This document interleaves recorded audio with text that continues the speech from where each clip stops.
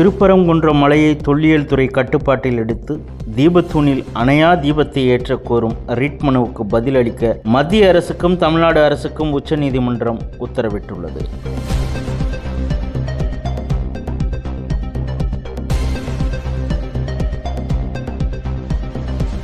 நேற்று கேரளா வந்திருந்த பிரதமர் மோடி பல்வேறு வளர்ச்சி திட்டங்களுக்கு அடிக்கல் நாட்டினார். அவர் திருவனந்தபுரத்தில் 3 அமிர்த் பாரத் ரயில்கள் உட்பட 4 புதிய ரயில்கள் சேவையை கொடியசைத்து தொடங்கி வைத்தார். தாம்பரம், திருவனந்தபுரம், நாகர்கோயில், மங்களூரு, திருவனந்தபுரம், சாரளப்பள்ளி இடையே 3 ரயில்கள் இயக்கப்படுகின்றன. பின்னர் அந்நிகழ்ச்சியில் பேசிய நரேந்திர மோடி, கேரளாவின் வளர்ச்சிக்காக மத்திய அரசு செய்த முயற்சிகளுக்கு பலன் கிடைக்க தொடங்கிவிட்டது என தெரிவித்தார். I now have the honor to respectfully invite the Honorable Prime Minister to flag off 4 train services, including 3 Amrit Bharat Express trains, which will significantly strengthen connectivity across southern India.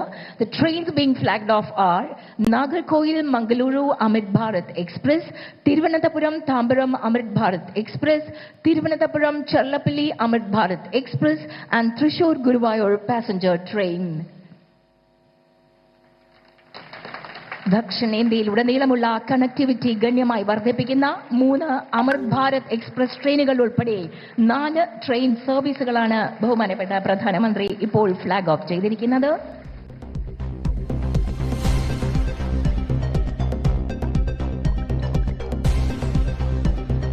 வழிபாட்டு தலங்களுக்கு கலெக்டரின் தடையில்லா சான்று தேவையில்லை என விலக்களித்து தமிழக அரசு பிறப்பித்த அரசாணைக்கு ஐகோர்ட் மதுரை கிளை இடைக்கால தடை விதித்தது.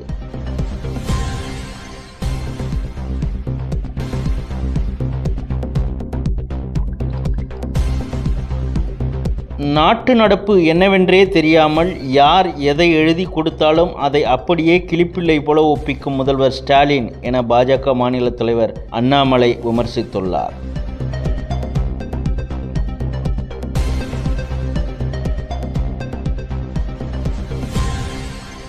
விரைவில் நடக்கவுள்ள சட்டசபை தேர்தலே திமுகவுக்கு கடைசி தேர்தலாக இருக்கும் என அதிமுக பொதுச் செயலாளர் இபிஎஸ் தெரிவித்தார். இன்றைக்கு திராவிட முன்னேற்ற கழகம் ஆட்சி பொறுப்பேற்று 4.25 ஆண்டுகள் ஆகிவிட்டன. 4.25 ஆண்டு காலத்திலே மக்களுக்கு இந்த ஆட்சி கொடுத்தது வேதனை, துன்பம். எல்லா துறைகளிலும் ஊழல் இல்லாத துறையே கிடையாது. மக்களை வாட்டி வதைக்கின்ற அரசாங்கம் தேவையா? சொல்லுங்க, தேவையா? மக்களோட ஆட்சி அகற்றப்பட வேண்டும். ஒரு குடும்பம் வாழ 8 கோடி மக்களை சுரண்டுவது நியாயமா? இன்றைக்கு தமிழகத்தை திரு கருணாநிதியுடைய குடும்பம் ஆட்சியிலே அமர்ந்து கொள்ளையடித்துக் கொண்டிருக்கின்றது.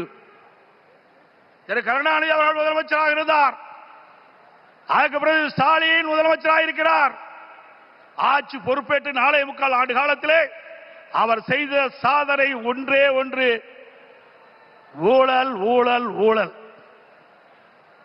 இன்றைக்கு திரு ஸ்டாலினுடைய குடும்பம் உலக அளவிலே மிகப்பெரிய பணக்கார குடும்பமாக திகழ்ந்து கொண்டிருக்கிறது. திரு ஸ்டாலினுக்கு பிறகு உதயநிதி ஸ்டாலின் வர வேண்டும் என்று எண்ணுகின்றார். திராவிட முன்னேற்ற கழகத்தில் எத்தனையோ பேர் உழைத்தவர் இருக்கின்றார்கள். அவர்களெல்லாம் வீதியிலே பார்க்கப்படுகிறோம். ஆனால் திரு கருணாநிதி குடும்பத்திலே பிறந்தவர்களுக்குத்தான் அந்த கட்சியிலும் இடம், அதிகாரத்தில் இடம். அந்த அடிப்படையிலே தான் எந்த ஒரு தகுதியும் இல்லாத திரு உதயநிதி அவர்களுக்கு முதலிலே சட்டமன்ற உறுப்பினர் ஆக்கினார், பிறகு அமைச்சராக்கினார், இப்பொழுது துணை முதலமைச்சராக்கி இருக்கின்றார். அடுத்தது எந்த காலத்துக்கும் எந்த பதவிக்கும் திரு கருணாநிதி குடும்பம் வர முடியாது. வர முடியுமா? இந்த தேர்தல் தான் திமுகவுக்கு இறுதி தேர்தல். தீய சக்தி திமுகவை வீழ்த்துவோம். பொன்மனச்சம்பல் புரட்சித் தலைவர் எம்ஜிஆர், இதயம் புரட்சித் தலைவர் அம்மா இருவரும் தலைவர்கள் கண்ட கனவை நிறைவேற்றுவோம். நம்முடைய தேசிய ஜனநாயக கூட்டணியுடைய சக்தியால் பாரத பிரதமர் நமக்கு துணை நிற்கின்றார். இன்றைக்கு நம்முடைய இயக்கம் வலிமையான இயக்கம்.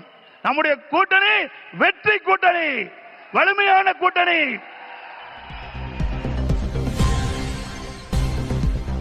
தமிழகம் இப்போது மாற்றத்திற்கு தயாராகிவிட்டது. திமுகவின் மோசமான ஆட்சியில் இருந்து விடுபட தமிழகம் துடிக்கிறது. திமுக அரசின் முடிவுரைக்கான கவுண்டன் துவங்கிவிட்டது என பிரதமர் நரேந்திர மோடி சூளுரைத்துள்ளார்.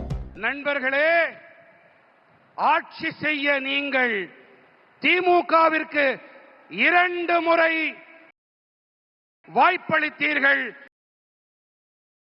தெளிவாக அதிகாரம் அளித்தீர்கள். ஆனால் அவர்கள் தமிழ்நாட்டு மக்களுக்கு நம்பிக்கை துரோகம் இழைத்து விட்டார்கள். வாக்குறுதிகளை அள்ளி தெளித்தது திமுக. ஆனால் ஆற்றிய பணிகள் என்னமோ பூஜ்யம்தான்.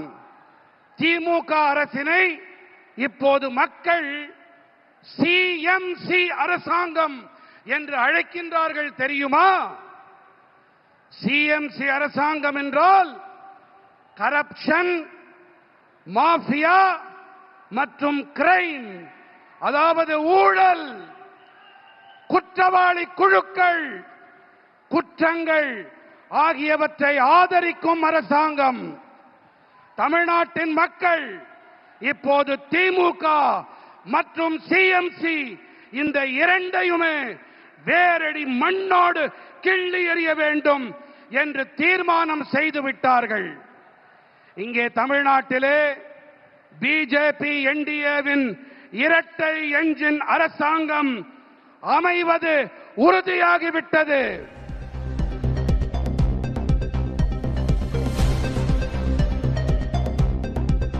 உக்ரைன் போருக்கு முடிவு கொண்டு வர அதிபர் ட்ரம்ப் உதவினால் அமைதிக்கான நோபல் பரிசுக்கு பரிந்துரை செய்வேன் என இத்தாலி பிரதமர் ஜார்ஜியா மெலோனி தெரிவித்துள்ளார்.